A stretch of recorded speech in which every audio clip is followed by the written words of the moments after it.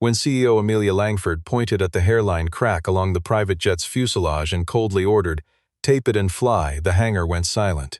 Mason Carter, a single father working as a contract technician, stared at the roll of silver tape in the manager's hand, then at the thick contract waiting for his signature. He understood the choice before anyone spoke it aloud. Sign, and he would lose his conscience. Refuse, and he would lose everything he had left. Mason tore the contract in half before her and dialed the FAA. That call would not only ground the plane. If you want to know why one phone call shattered an aviation empire, stay with this story until the end. The private hangar belonging to Langford Aviation sat at the edge of a quiet stretch of tarmac outside Dallas, guarded from the rest of the airfield by tall steel doors and a reputation for discretion. Inside, under banks of white light, a jet worth tens of millions of dollars waited on its wheels, while a small crew moved around it with the practiced urgency of people running out of time. The plane was scheduled to leave for New York within the hour, carrying the one person whose signature could still save a merger that was quietly falling apart behind closed boardroom doors. Amelia Langford stood near the nose of the aircraft with her phone pressed to her ear, listening to an investor's assistant explain, again, that the window for a face-to-face meeting was closing fast. She was young for a chief executive, sharp in a way that made people underestimate how tired she was, and she carried the entire weight of her father's company on a frame that had not slept properly in a week. The merger was not a luxury. Without it, half the fleet would be grounded by winter and hundreds of jobs would disappear with it. Mason Carter arrived through the side entrance carrying his own tool case, called in at the last minute because the regular maintenance crew was short 2 technicians and the flight could not be pushed back. He had built a quiet reputation as a contract technician who did not cut corners, the kind of man other crews requested when something needed to be right rather than fast. He walked the length of the fuselage the way he always did, hand trailing lightly along the metal, eyes moving in slow, deliberate sweeps. It was near the frame of the forward cabin door that his hand stopped. A hairline crack ran along a seam in the skin of the aircraft, thin enough that a rushed inspector might have missed it, but unmistakable once found. Worse, faint tool marks around the edges suggested the area had been handled before, patched or smoothed over rather than properly repaired. Mason crouched lower, running his fingers along the metal, feeling for the give that should not have been there. He called over Logan Reed, the director of operations, who arrived already frowning at his watch rather than at the plane. Logan glanced at the crack for barely 3 seconds before waving a hand through the air, insisting it was a surface blemish, nothing that would affect the integrity of the airframe. Mason disagreed. He said plainly that a crack near a pressurized cabin door needed a full inspection before anyone climbed aboard, let alone before the jet climbed to altitude. That was when Amelia stepped away from her call, her patience already worn thin by hours of negotiation, and demanded to know what was holding up her flight. Logan answered before Mason could, calling it a minor cosmetic issue that the technician was overstating. Amelia's eyes moved from Logan to Mason and back again, and something in her expression made clear she had already decided which answer she preferred to believe, whether or not it was the true one. Mason told her plainly that he could not sign off on the aircraft's safety without further inspection, not with damage in that location and not with a repair history that did not match what he was seeing with his own eyes. Amelia's jaw tightened. She told him he had exactly 1 hour before the plane needed to be in the air, and that whatever paperwork needed signing had better be ready by then, because the deal waiting in New York would not wait for a technician's caution. Mason did not answer right away. He looked at the contract folder tucked under Logan's arm, then back at the crack still visible in the metal beneath the hangar lights, and made the only decision that made sense to him. Instead of nodding along, he asked for more time and better equipment to check how deep the damage actually ran, choosing the slower, harder path over the one that would have ended the conversation in his favor within seconds. The rest of the crew went about their work in careful silence, none of them willing to be caught watching the standoff too closely. A young apprentice near the tail section pretended to check a panel he had already inspected twice, straining to hear how the conversation would end without appearing to listen at all. Everyone in that hangar understood on some level that whatever happened next would decide far more than whether one aircraft left on schedule. Mason had not always been a contract technician moving from hangar to hangar for whoever would hire him. Years earlier, he had held a steady position at a larger carrier, respected for his precision, until he raised concerns about a maintenance shortcut that management wanted quietly buried. The report he filed was accurate, but it cost him his position and, for a long stretch afterward, his standing in an industry that remembered whistleblowers longer than it remembered the problems they exposed. Since then, he had rebuilt his career one contract at a time, careful, thorough, and mostly invisible. He was raising a child on his own now, a fact that shaped every decision he made without ever needing to be spoken aloud in the hangar that afternoon. It showed only in the quiet math behind his eyes when Logan mentioned money, in the brief flicker of hesitation before he answered honestly instead of conveniently. Mason was not a man who enjoyed conflict. He simply understood, in a way few people in that hangar seemed to, that a wrong signature on a maintenance form could turn into a call nobody wanted to make to a family somewhere. Logan tried a different approach once the argument stalled, pulling Mason aside near the wing and mentioning, almost casually, that there was a discretionary bonus available for technicians who helped keep operations moving during tight schedules like this one. Mason understood exactly what was being offered and what it was meant to buy. He said nothing in response beyond asking, again, for permission to run a proper diagnostic scan before anyone touched a pen to paperwork. While Logan worked to smooth things over with Amelia, Mason quietly pulled up the aircraft's maintenance log on a tablet handed to him by a junior crew member. Several of the recent entries looked wrong the moment he studied them closely. Timestamps for inspections were spaced too close together to be realistic, work descriptions were vague where they should have been specific, and one signature block matched a technician's name that Mason recognized from years earlier, someone who was no longer working in the industry at all. Amelia, still juggling calls from her investor's office, had no visibility into any of this.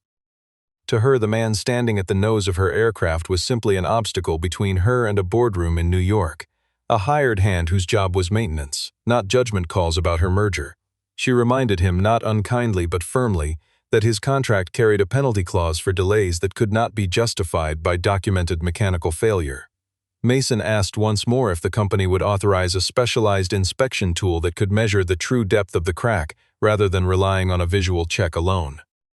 Before Amelia could respond, Logan cut in, insisting the internal team had already cleared the aircraft days earlier and that further testing was an unnecessary use of time they did not have. His voice carried the practiced confidence of a man used to being believed without being questioned. The tension in the hangar rose another notch when an assistant hurried over carrying a fresh roll of repair tape, alongside a folder of paperwork that only needed a signature to certify the jet as fit to fly. Mason looked at the tape, then at the folder, understanding with sudden clarity that whatever was happening here was not a simple oversight or a rushed judgment call under pressure. It had the shape of something planned, something that had been done quietly before and was meant to be done quietly again. He thought, briefly, of the calls he would have to make if he refused, the bills waiting on his kitchen table, the quiet stretch of weeks without steady work that always followed a broken contract in an industry this small. None of it changed what his hands already knew from years of running them over metal that had failed before it should have. Some decisions were not really decisions at all, once a person understood what they were looking at. Amelia's patience finally broke as her phone buzzed again with another message from the investor's office, each one shorter and colder than the last. In her mind, every minute the jet sat grounded was a minute closer to watching a deal that could save half her company's fleet slip away entirely. She believed, because Logan kept telling her so, that the crack Mason had found was minor, cosmetic, and being used as leverage by a contractor looking to extract more money or more attention than he deserved. Logan stood at her shoulder the entire time, feeding her only what supported the outcome he wanted, framing Mason as a hired technician exaggerating a small problem to justify a bigger invoice.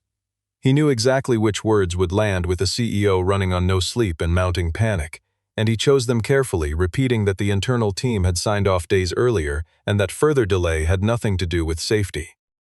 In front of the flight crew, the company's attorney, and the rest of the maintenance team gathered near the wing, Amelia finally gave the order everyone in that hangar would remember for years afterward. Her voice was flat, controlled, and utterly certain of itself when she said it. Tape it and fly. 4 words spoken like a solution rather than a risk, and every person standing within earshot understood instantly that something had shifted in the room. Nobody spoke for a long moment. Even Logan, who had pushed for exactly this outcome, seemed briefly unsettled by hearing it said aloud in front of witnesses rather than suggested quietly behind closed doors. The silence stretched long enough that Amelia herself seemed to register, just for a second, How the words sounded once they left her mouth and hung in the cold hangar air. Mason asked her one final time, plainly and without anger, whether she truly wanted him to certify that aircraft as safe to fly in its current condition. It was not a challenge meant to embarrass her. It was a last door left open, one final chance for someone with the authority to change course before anything became irreversible. Amelia did not take it. Instead, she pushed the folder toward him across the narrow table beside the aircraft, telling him that if he refused to sign, he could consider his relationship with every hangar under the Langford name finished, effective immediately. She meant it as leverage, the kind of ultimatum that had worked on people before, a clean trade of compliance for continued employment. Mason picked up the folder, looked at it for a long moment, and then tore it cleanly in half in front of her, in front of Logan, in front of the flight crew and the attorney, and everyone else who would later be asked to describe what happened in that hangar. He told her, in a voice far calmer than the moment seemed to call for, that he did not sign his name to a coffin with wings, no matter what number was printed on the contract. Logan reacted first, snapping at a nearby guard to remove Mason from the property, while Amelia, furious and humiliated in front of her own people, ordered him out without another word. As two guards moved to escort him toward the exit, Mason pulled out his phone, dialed the safety reporting line he had used only once before in his career, and calmly requested that the Federal Aviation Administration be notified immediately that an aircraft was being pressured into flight with unverified structural damage.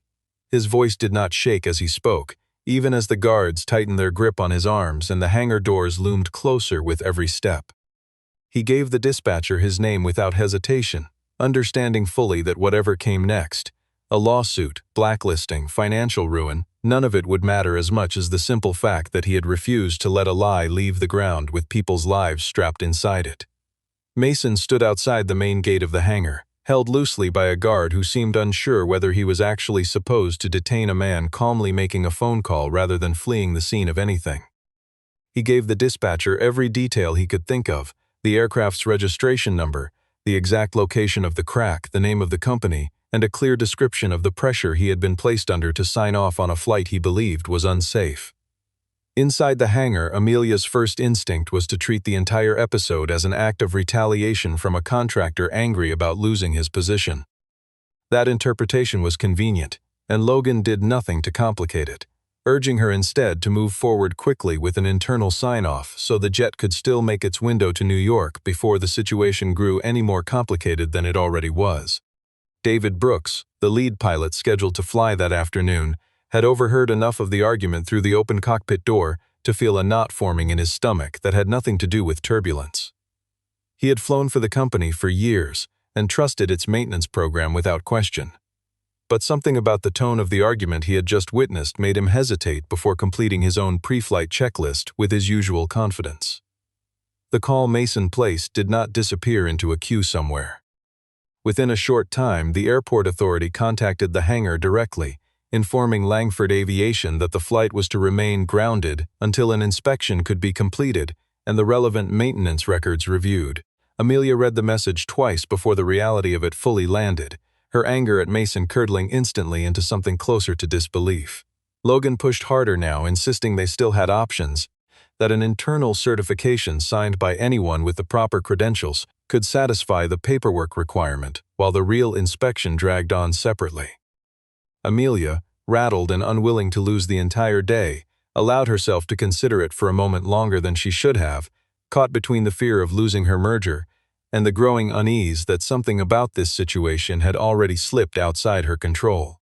An inspector named Evelyn Harper arrived at the hangar not long afterward, moving with the unhurried authority of someone who had seen every version of this scene before and was not interested in being rushed by anyone's schedule. She requested that the affected section of the aircraft be sealed off from further work and that the full maintenance log, along with any related repair documentation, be handed over immediately for review. Mason was called back inside, though not as an employee this time. Evelyn wanted him present as the person who had raised the initial report, the one whose account of the crack and the pressure surrounding it would matter most to the investigation now underway. The reversal in the room was almost physical. The man who had been marched out under guard less than an hour earlier was suddenly the most important witness standing inside that hangar. Amelia remained outwardly composed, arms crossed, expression unreadable, But something in her had begun to shift as she watched Evelyn move methodically toward the exact spot on the fuselage that Mason had flagged from the very beginning. A small, unwelcome thought had started forming somewhere beneath her anger, one she was not yet ready to say aloud to anyone standing near her. David lingered near the cockpit door, watching the inspector work with a growing sense of relief he had not expected to feel. He had spent years trusting the company's maintenance program without question, and some part of him understood that if Mason had not made that call, he might have flown that jet himself without ever knowing what was hidden beneath the fresh paint along its skin. Evelyn's inspection of the fuselage did not take long to confirm what Mason had already suspected. The crack ran deeper than the original report suggested, extending further beneath the surface than a simple visual check could have revealed, and it sat close enough to the pressurized cabin structure that flying at altitude carried real, measurable risk rather than theoretical concern. The silver tape sitting nearby in its plastic wrapping would have done nothing to address a problem of that scale. Mason pointed out several smaller details that only someone who worked with his hands every day would have noticed. A section of paint looked slightly fresher than the metal around it, applied recently enough to still catch the light differently. The rivets used in one section did not match the specification called for in that part of the airframe. The repair documentation on file was missing the before and after photographs that should have accompanied any legitimate structural work. Logan's composure began to fray as the details piled up, and he kept interrupting to steer the conversation back toward Mason's supposed motives, suggesting repeatedly that a disgruntled contractor was manufacturing a crisis out of a routine cosmetic fix. Amelia, for the first time since the argument began, turned the question directly toward Logan instead, asking plainly why the internal paperwork failed to document the true extent of the damage in the first place. Logan's answer came out vague and rehearsed, something about the maintenance team following standard company procedure for minor repairs. It did not satisfy Evelyn, who asked for a complete list of every aircraft Logan had personally signed off on for maintenance over the past 6 months, a request that visibly unsettled him in a way none of Amelia's earlier questions had managed to do. Mason began to understand that what had started as a single dangerous decision about a single aircraft might be only the visible edge of something considerably larger. A young technician named Ryan Miller found a quiet moment to approach him near the tool cabinets and admitted, in a low voice, that several people on the team had been pressured to sign similar paperwork before, but nobody had been willing to risk their job by refusing the way Mason had. Amelia stood apart from the group for a moment, caught between the pride that had carried her through years of difficult decisions and a colder, more uncomfortable feeling that the person she had trusted most inside her own operation might have been deceiving her for far longer than one rushed afternoon. She said nothing yet, but her eyes kept returning to Logan every time he spoke. By the end of the inspection, Evelyn had seen enough to make her position clear without any ambiguity left in it. The aircraft would not be cleared to fly under any circumstances until the full investigation into its maintenance history was complete, and that included every document, every signature, and every technician whose name appeared anywhere in its recent repair records. She photographed the crack from multiple angles, labeled samples of the tape and the mismatched rivets, and sealed the section of fuselage with tamper-evident markers before anyone else could approach it. Mason watched the process quietly, aware that whatever he had started in that hangar could no longer be undone by an apology or a quiet settlement offered behind closed doors. The evidence now belonged to the investigation, not to the company that had tried to bury it. Logan lingered near the tail of the jet, watching the seals go up with the stiff expression of a man calculating how much of this he could still contain before it spread beyond the hangar walls. He had managed difficult situations before, buried them under paperwork and confident phrasing, but there was no smoothing over sealed evidence photographed and logged by a federal inspector standing 3 feet away from him. The merger meeting in New York collapsed within days, and news outlets began reporting that Langford Aviation was under an emergency review by federal regulators. Amelia, watching her company's name attached to headlines she never imagined writing, convinced herself for a while that Mason's single decision in that hangar had cost her hundreds of millions of dollars over what she still wanted to believe was an overcautious judgment call. She authorized her legal team to send Mason formal notice of a lawsuit, citing breach of contract, damage to the company's reputation, and unauthorized disclosure of internal information to a federal agency. It was an aggressive move, designed as much to intimidate as to recover damages, and it landed on Mason's kitchen table at a time when he had almost no resources to fight back against a company with unlimited legal budget. He did not have money for a major law firm, but he had something the lawsuit could not easily erase. He had kept every technical note he took that day, along with photographs of the crack, timestamps from his own equipment, and a record of text messages showing exactly how hard he had been pushed to sign paperwork he believed was false. None of it was dramatic. All of it was precise, and precision was the one thing Logan's team had never expected him to have. Catherine Vale, an independent attorney who had spent years working aviation cases before going out on her own, agreed to represent Mason after reviewing what he had gathered. She told him plainly that this was no longer a simple contract dispute. It had the clear shape of retaliation against someone who had reported a legitimate safety concern, and federal protections existed specifically for situations exactly like his. Amelia, meanwhile, found herself facing pressure from her own board of directors, who wanted a visible resolution that would calm investors and reassure the public that the company had already dealt with whoever was responsible. Logan seized the opening, quietly suggesting to board members that framing Mason as a financially motivated saboteur would resolve the story neatly without requiring anyone else to answer difficult questions. But Evelyn's investigation kept turning up details that made that narrative harder to sustain. She found a signature on one of the newer maintenance records belonging to a technician who had left the company entirely more than a year earlier, someone who no longer worked anywhere in the industry. Mason recognized the name immediately. It belonged to a man who had once warned him privately about falsified inspection reports before disappearing from the field without much explanation. What had begun as a personal standoff between a CEO and a contractor was quietly becoming something much larger, an investigation into a pattern of maintenance corruption that reached well beyond a single aircraft or a single afternoon. Amelia, unsettled by what she was starting to suspect, began reviewing hangar security footage, internal messages, and Logan's approval history late at night, alone, without telling anyone what she was looking for. Some nights she found nothing more than routine paperwork, but other entries left her staring at her screen long after midnight, comparing dates and signatures until the pattern became impossible to ignore. She had trusted Logan with the daily operations of a company her own father built, and the growing possibility that he had used that trust against her, and against the people flying on her aircraft, left her with a hollow, sleepless kind of anger she had not expected to feel towards someone she once considered family. Amelia eventually uncovered what Logan had been hiding for longer than she wanted to admit. He had quietly reduced maintenance spending across several aircraft over recent months, shifting the savings into figures that made the company's financial reports look stronger ahead of the merger negotiations. Every cut had been justified in his internal notes as standard cost efficiency, and every one of them had been approved with her signature on documents she trusted him to prepare honestly. She realized, with a slow and sickening clarity, that Logan had maneuvered her into giving that order in the hangar almost on purpose, positioning her to be the public face of a decision that would become indefensible the moment anyone looked closely at what had actually happened. If the crisis ever became public, she would be the executive who said the words, while he remained the operations director simply following her instructions.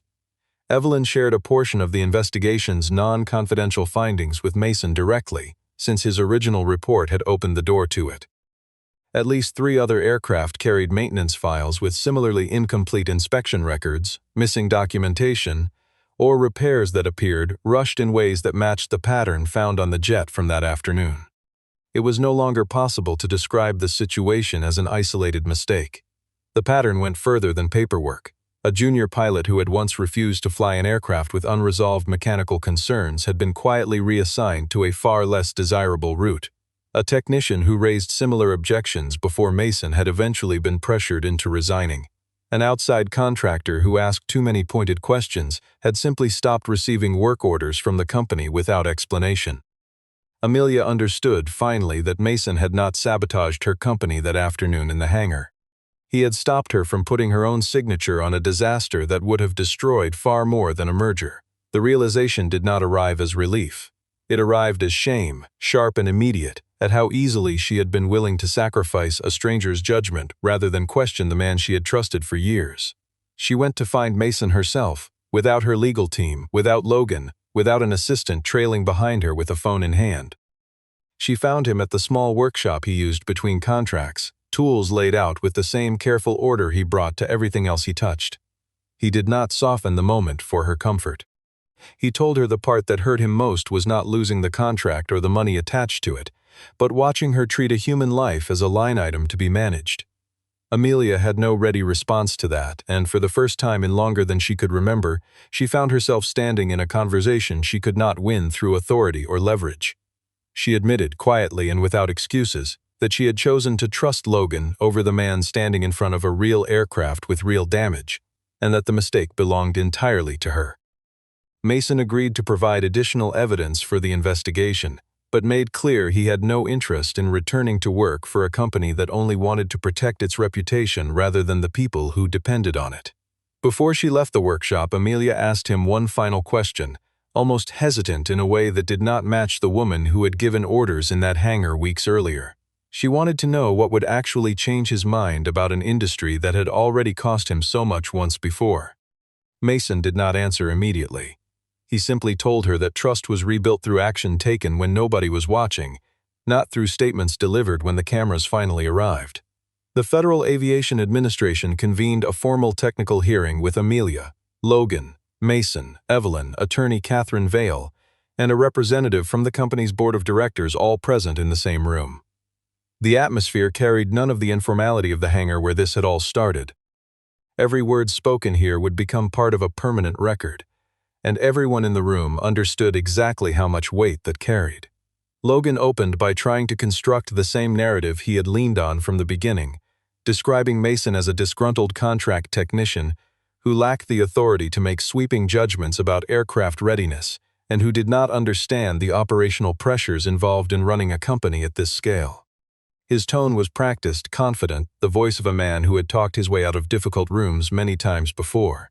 Catherine answered with a sequence of evidence that Logan clearly had not expected to see assembled in one place. Photographs of the crack, text messages showing the pressure applied to sign off on the aircraft, the altered maintenance log, the mismatched signature belonging to a technician who no longer worked in the industry, and testimony from Ryan Miller describing a pattern of similar pressure applied to other employees over time. Mason was asked directly to explain why he had been so certain the aircraft should not fly. He answered without theatrics, laying out the reasoning step by step. When there was genuine doubt about damage near a structure meant to hold pressure at altitude, no amount of tape or paperwork could substitute for a full inspection, and no technician should ever be asked to turn a temporary patch into a permanent certification. Amelia listened to every word, and something in Mason's calm, unhurried explanations struck her as more credible than any polished report Logan had ever handed her across a boardroom table. She found herself comparing, almost involuntarily, the steadiness in his voice now to the confident reassurances Logan had offered her for years, reassurances she was beginning to understand had rarely matched the truth underneath them. Logan's composure cracked entirely when Evelyn produced hangar camera footage showing him directing a staff member to replace photographs in a maintenance file before investigators arrived on site. The board representative turned toward Amelia and asked her, in front of everyone, to explain exactly why the order to tape the aircraft and fly it had been given in the first place. Amelia rose from her seat and, for the first time since the crisis began, took full responsibility for the words she had spoken that afternoon, without deflecting blame or softening the account. She also stated clearly on the record that Logan had manipulated data, concealed known risks, and positioned her to bear the public consequences of decisions built on information he had deliberately withheld from her. It was the first moment in the entire ordeal where her accountability and her honesty arrived at the same time, in front of the very system meant to judge both. The room went quiet in a different way than it had in the hangar weeks earlier.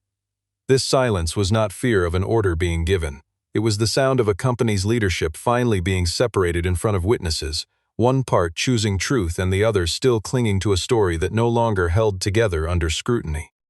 Logan's attorney leaned toward him and whispered something urgent, but there was little left to argue once the footage had already played for everyone in the room to see. Even as the truth slowly came out, Mason found himself avoided by companies that might otherwise have hired him, none of them eager to bring on a technician known for calling federal regulators on a major client. Work dried up faster than he expected, and he began selling equipment from his own workshop just to keep up with ordinary expenses, all without ever considering taking back a single word of what he had told investigators. Amelia faced consequences of her own that no apology could soften. The company's stock dropped sharply, board members openly discussed replacing her as chief executive, and news coverage settled on a simple, damaging version of events, describing her as the executive who nearly let a dangerous aircraft take off rather than delay a business deal. Rather than hiring a public relations team to reshape the story in her favor, Amelia made a different choice. She announced an independent inspection of the company's entire fleet and suspended every flight that was not considered essential until the review was complete, a decision that cost the company money it could not easily spare during an already difficult quarter. She wrote and released a public letter addressed to her flight crews, her technicians, and her investors, admitting plainly that a culture built on fear had allowed safety to slip beneath profit for longer than anyone wanted to acknowledge. It was not a polished statement written by someone else on her behalf. People close to the company noted that it read like something she had written herself, late at night, without an editor softening the harder sentences. Logan was suspended immediately and later became the subject of a formal investigation into falsified records and the pressure he had placed on technical staff over an extended period. Former employees who had been afraid to speak earlier began coming forward once they saw that the company's leadership was finally willing to hear them. Evelyn found a private moment to tell Mason something he had not fully considered amid everything else happening around him.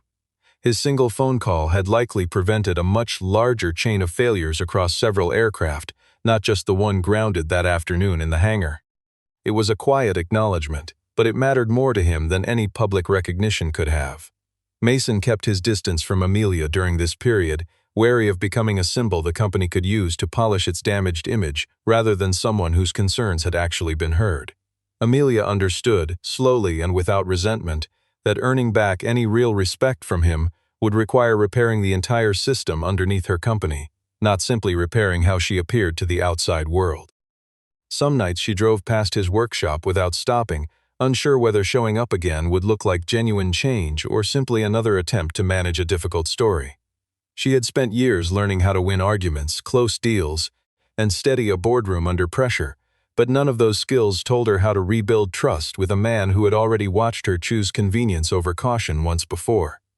For the first time in her career, she was willing to wait, to prove something through action instead of asking to be believed on her word alone. Ryan Miller, once too afraid to speak up, found himself testifying voluntarily before an internal review panel, describing the pressure he and others had faced long before Mason ever set foot in that hangar.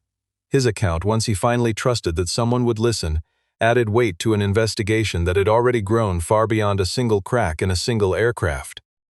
Months later, Langford Aviation had worked its way through the worst of the crisis by overhauling its entire maintenance approval process, bringing in independent auditors, and establishing a formal right for technicians to refuse to certify a flight without fear of retaliation.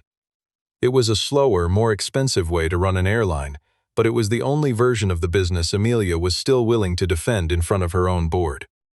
She offered Mason a newly created position as Chief Safety Advisor for the revised program, with one condition written directly into the offer that mattered more than the title itself. Nobody within the company, including the chief executive, would ever again have the authority to pressure a technician into signing off on something against their professional judgment. Mason turned her down the first time she offered, unwilling to be treated as a symbol bought with a fancy title after everything that had happened.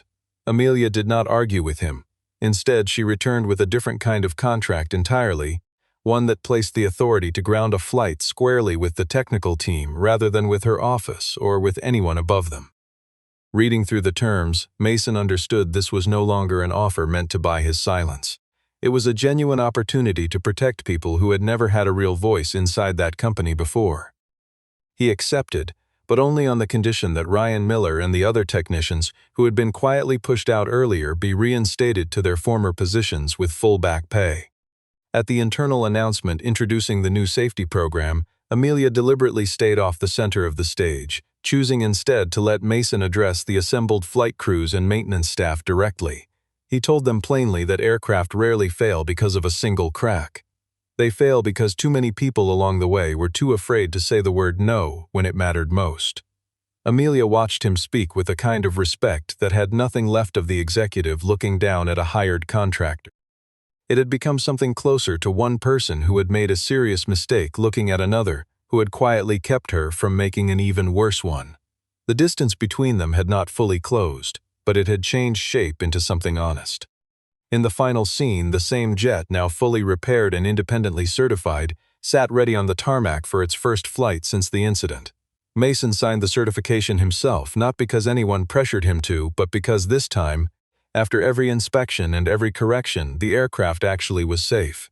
The story closed on the image of the torn contract from that afternoon, framed under glass in the new safety office at Langford Aviation, with a simple line printed beneath it reminding everyone who passed that no flight was ever worth more than a human life.